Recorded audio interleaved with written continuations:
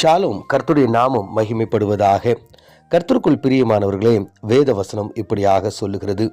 ஒருவன் தன் திராட்சை தோட்டத்திலே ஒரு அத்திமரத்தை நாட்டியிருந்தான். அவன் வந்து அதிலே கனியை தேடின பொழுது ஒன்றும் காணவில்லை. லூக்கா 13:6. கர்த்தருக்குள் பிரியமானவர்களே, நீங்களும் நானும் வாசிக்க கேட்ட இந்த வேத வசனம் ஆழ்ந்த சத்தியத்தை நமக்கு கற்றுக் கொடுக்கிறது. கனியை தேடி தேவனாகிய கர்த்தர் வருகிறார்.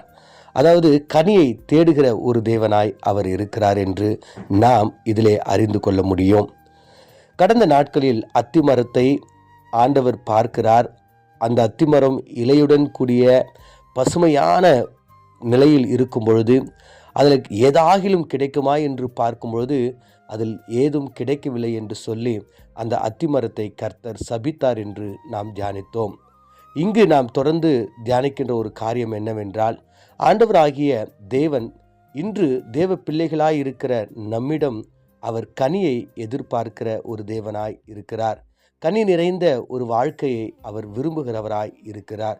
பாருங்க, ஒரு திராட்சை தோட்டம் இருக்கு. அந்த திராட்சை தோட்டத்தின் நடுவில் ஒரு அத்திமரம் இருக்கிறது. வல்லுநர்கள், வேத வல்லுநர்கள் இப்படியாக சொல்றாங்க, திராட்சை தோட்டத்தினுடைய கனியின் காலத்தில் அந்த கனிகளை பறவைகள் வந்து சேதப்படுத்தாதபடிக்கு அந்த அத்திமரத்தில் கனிகள் இருக்கும்பொழுது எல்லா பறவைகளும் அத்திமரத்துக்கிட்ட வந்து அந்த கனிகளை புசித்து அது சென்றுவிடும். அதனால் திராட்சை தோட்டத்திற்கோ அல்லது திராட்சை கனிகளுக்கோ எந்த பாதிப்பும் வராது என்று அந்த நோக்கத்தோட அவர்கள் திராட்சை தோட்டத்தின் மத்தியில் அத்திமரத்தை வைப்பார்களாம். அப்படியாக இந்த ஊமையை கர்த்தர் சொல்லுகிறார், அநேகருக்கு சாட்சியாய், அநேகரை பாதுகாக்கும்படியாய், அநேகருக்கு மாதிரியாய், உப்பாய், ஒளியாய் இருக்கும்படியாக தேவனாகிய கர்த்தர் நம்மை தெரிந்து கொண்டிருக்கிறார். தேவனுடைய பிள்ளைகளாய் இருக்கிற நீங்களும் நானும் அநேக ஆண்டுகள் ஆயின, அநேக வருடங்கள் தேவனுக்குள்ளாய் நாம் நிலைத்திருந்தும் கனி இல்லாத ஒரு வாழ்க்கையை நாம் உடையவர்களாய் இருக்கிறோம். அப்போ ஆண்டவர் இந்த வாழ்க்கையை பார்க்கும்போது மிகவும் வேதனை உடையவராய் இருக்கிறார். இந்த இடத்துல பார்க்கிறோம், அந்த தோட்டக்காரன் சொல்லுகிறான், இந்த ஒரு முறை எனக்கு வாய்ப்பு கொடுங்கள், அதை நான் சுத்தம் செய்து கனி கொடுக்கும்படியாக அதை மாற்றுகிறேன் என்று அவன் சொல்லுகிறான். ஆம் பிரியமானவர்களே, ஆண்டவராகிய தேவன் நம்மிடம் எதிர்பார்க்கின்ற ஒரு காரியம் என்னவென்றால் கனி நிறைந்த ஒரு வாழ்க்கை. அவர் கனியை தேடி நம்மிடம் வருகிறவராய் இருக்கிறார். பாருங்க, யோவான் இப்படியாக சொல்லுகிறார், கனி இல்லாத ஒரு மரத்தை வெட்டி போடுவதற்கு கர்த்தர் ஆயத்தமாக இருக்கிறார். அவர் இப்படியாக சொல்லுகிறார், நீங்கள் மாறு மனசை பெற்றுக்கொண்டு, அதாவது ரட்சிப்பின் அனுபவத்தை பெற்றுக்கொண்டு அந்த ரட்சிப்பின் அனுபவத்திற்கேற்ற கனிகளை நீங்கள் கொடுங்கள் என்று அவர் சொல்லுகிறார். ஆம் பிரியமானவர்களே, தேவனை அறிந்து அவரை சொந்த இரட்சகராக ஏற்றுக்கொண்டு அவருக்காக நான் வாழ்வேன் என்று திருமுழுக்கு, அதாவது ஞானஸ்தானத்தை எடுத்து நாம் நம்முடைய கிறிஸ்தவ வாழ்க்கையில் முன்னேறி சென்று கொண்டிருக்கிறோம். ஆனால் நம்முடைய வாழ்க்கை கனி இல்லாத ஒரு வாழ்க்கையாக இருக்கிறது. அநேக ஆண்டுகள் சென்றது, அநேக நாள் ஆண்டவர் நம்மோடு கூட இடைப்பட்டு இருக்கிறார், நம்ம எச்சரித்திருக்கிறார். ஆனால் இந்த கனியை குறித்துதான ஒரு சிந்தனை இல்லாதவர்களாய் நாம் இருக்கிறோம். யோசிச்சு பாருங்க, கர்த்தர் உங்களிடம் கனியை கேட்டால் நீங்கள் என்ன பதில் சொல்ல போகிறீங்க? ஒருவேளை நீங்கள் சபிக்கப்பட்ட ஒரு நிலைக்கு தள்ள போகிறீங்களா? இல்லை ஆண்டவரே, நான் கனியை உடையவனாய் என்னை மாற்றிக்கொள்கிறேன், எனக்கு ஒரு வாய்ப்பை கொடுங்கள் என்று நீங்கள் கேட்க போகிறீங்களா? கர்த்தர் கேட்கின்ற கனி என்ன தெரியுங்களா?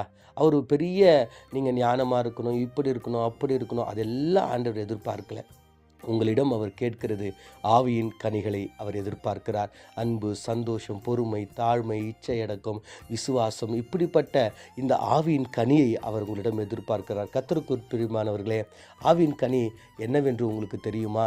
அந்த ஆவியின் கனிகள் எத்தனை என்று தெரியுமா? அவைகளை என்றைக்குனா உட்கார்ந்து உங்கள் வேதத்திலிருந்து எடுத்து அந்த கனிகள் என்னிடம் இருக்கா, எந்த கனி இருக்குது, எந்த கனி இல்லை என்று நீங்கள் எப்பயாவது நிதானித்திருக்கிறீர்களா?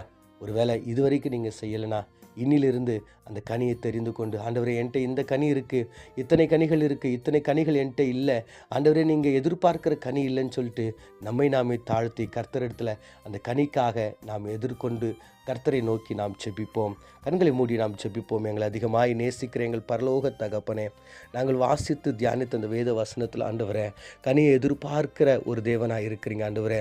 கனி இல்லாத அத்திமரத்தை ஆண்டவரே நீங்கள் சபிக்கிறதுக்கு ஆண்டவரே ஆயத்தமாக இருக்கிறீங்க. கனி இல்லாத ஆண்டவரே மரத்தை ஆண்டவரை வெட்டி போட நீங்கள் ஆயத்தமாக இருக்கிறீங்க. கனி இல்லாத ஆண்டவரே மரத்தை ஆண்டவரே நீங்கள் சபித்து அது பட்டு போகும்படியாய் அதை ஆண்டவர் எடுத்து போடும்படியாய் நீங்கள் இருக்கிறீங்க ஆண்டவரே.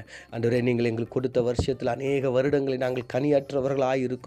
இந்த புதிய வருடத்தில் ஆண்டவரே நாங்கள் கனி உள்ளவர்களாய் எங்களை மாற்றிக்கொள்ள, கனிகளை ஆண்டவரே நிறைய கொடுக்க, பயனுள்ள கனிகள் ஆண்டவரே கொடுக்க, ஆண்டவரே நீங்கள் வரும்பொழுது ஆண்டவரே நீங்கள் ஏமான்று போகாதபடிக்கு ஆண்டவரே நாங்கள் கனி உள்ளவர்களாய் எங்களை நிறுத்திக்கொள்ள எங்களுக்கு உதவி செய்யும்படியாய் இயேசுவின் மூலம் ஜெபிக்கிறோம் நல்ல பிதாவே, ஆமென்.